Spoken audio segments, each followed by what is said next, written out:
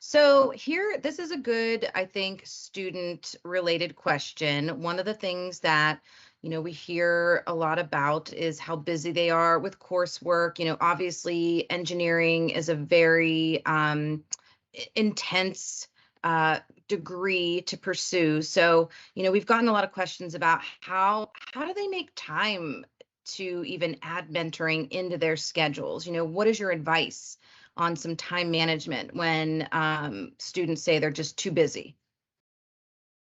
Well, a couple of thoughts come to mind. The first thing is if you come right down and think about it, it's maybe if you spend 1 hour with a mentor in a month, right? And you spend maybe an hour preparing. It's 2 hours a month, and hopefully you're doing some mentoring as well. So it's four, whatever it is, right? An hour a week. Think of it as an hour a week. Yes, it's a time commitment, especially if you're an engineering student. Your time is very tight. I'm not going to downplay the importance. The second thing I want to, it's kind of brings back, I think it was some kind of time management course that I went to way back in my career, where the coach gave us an exercise. He gave us a bottle that had a lot of sand in it, and they gave us a bunch of rocks and asked us to put the rocks into the bottle.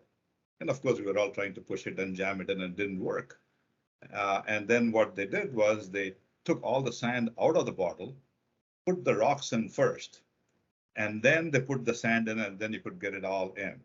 It was a very important exercise that fixed the idea of what are the rocks in your life? What are the things that you want to make time for?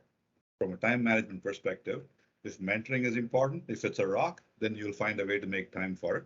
If it's just a piece of, grain of sand, then it is not important to you. To some extent, how important is it to you? If it is important to you, you will also find a way to make time for it if you think of it as something that's critical to your growth.